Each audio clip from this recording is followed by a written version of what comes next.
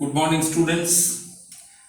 After a long vacation, we are again preparing ourselves for completion of the coming pre-board exam syllabus, and for this reason, I am entering into the new chapter. The name of that chapter is Directing. Obviously from business studies, and this chapter basically comprises three parts: meaning, features, importance, and another part is there, that is elements. Very much comprises with the meaning. So I am putting one arrow here. So one by one, I am sharing. Be very much attentive and listen. We know it very well. In the functions of management, we got planning. After that, organizing. Then we got staffing. And after staffing, another sequential function as a manager we will have to perform, that is directing. So what is directing? Basically it is a process, and personally I can see it is also a mixture because some elements are there. It is said that directing is a process of instructing, guiding, supervising, motivating, leading, and communicating with the groups. Don't think that directing always implies commanding. Don't do it, don't do that, complete it within this time, etc. It is not merely commanding. It is a process of instructing, guiding, supervising, motivating, leading, as well as communicating with the groups. If you think you are a manager, then this function is very much obvious at every level, and on the basis of this it can be said that basically it is an executive function which involves guiding and, after observing subordinates, supervising, motivating, leading, and communicating with them. So it is a process, and broadly categorize the elements of directing. There are 4 elements, very much important for us.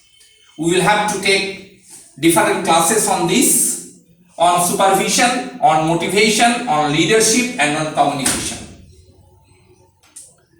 Now, what are the features of directing? If you think in this way, that it initiates action.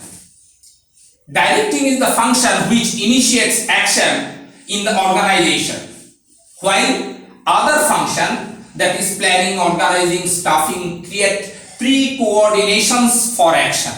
You think planning, organizing, staffing, that is a pre-coordinations of action, but directing, which converts plans into results and provides the basis for control. Directing is the basis for control. You can write it here also as a feature. Due to space problem, it is not shared. You can write that directing is the basis of control, because after directing, controlling is there. Then directing takes place at every level. You know, you have already completed the different levels of management, hierarchy of managerial levels, top level managers, middle level managers, operational level managers. At all level managers, directing must be there. As a manager, you will have to supervise, you will have to instruct, you will have to motivate, lead, as well as communicate. And obviously, as because it is a continuous, it takes place at every level, so it is a continuous function, like planning also. And you think, to whom you will have to supervise, to whom you will have to motivate, to whom you will have to lead and communicate. You will have to deal with the people. So directing is a function which deals always with the people. It is written very much. Because as a manager, we will have to instruct with our groups, with my groups. We will have to instruct, we will have to supervise, we will have to motivate. So always we will have to deal with the people. Then directing is a function which flows from top to bottom.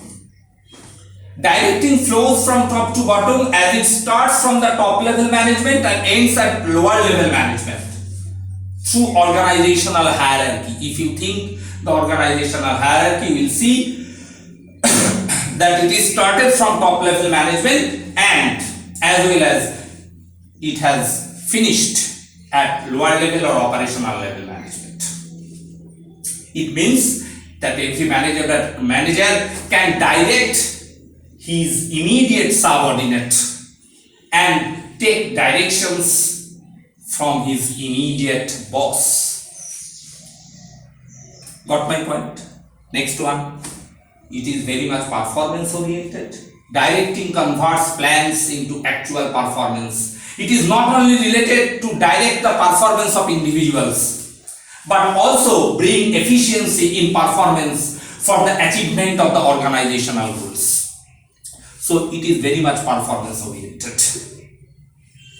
Then come to the point. If you understood the matter, that is features of directing, you can, to some extent, you will be capable enough to write the importance of it also. One point is very much common.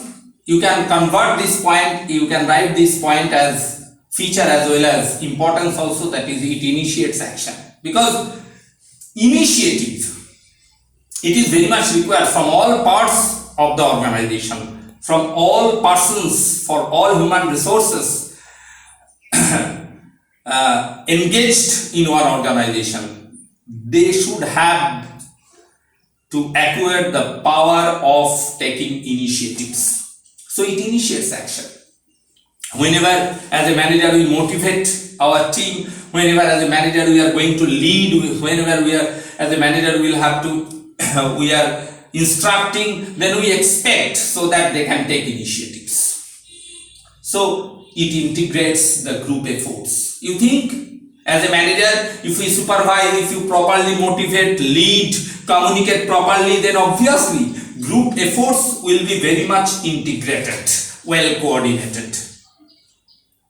It facilitates change. Directing facilitates necessary changes in the organization. The organization operates in a dynamic environment, you know it very well, and changes always to be introduced for the survival and growth of the organization. So effective directing reduces employee resistance to changes, because it is the natural phenomenon of every people, they resist change. So whenever, if we properly guide them, if we properly motivate them, lead them, then employee will not, or employee, they will not resist change accordingly. So from that standpoint, we can say that it facilitates change. It means of motivation, I have repeatedly said. I do not want to waste time for this, because one of the most important elements of directing is motivation. Then it brings stability and balance of the organization. It is very much importance that effective directing helps to maintain a balance between different segments, different activities, different departments and different levels of the organization. It fosters cooperation and commitment among people that enables the organization to exist in the longer period.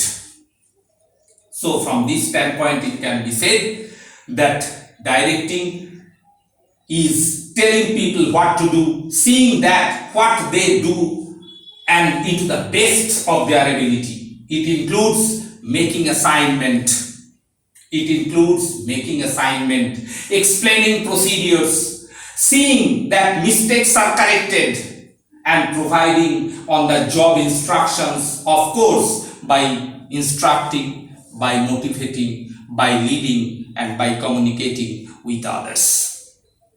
So this is the overall synopsis, viewpoints, different viewpoints of directing. Please go through it.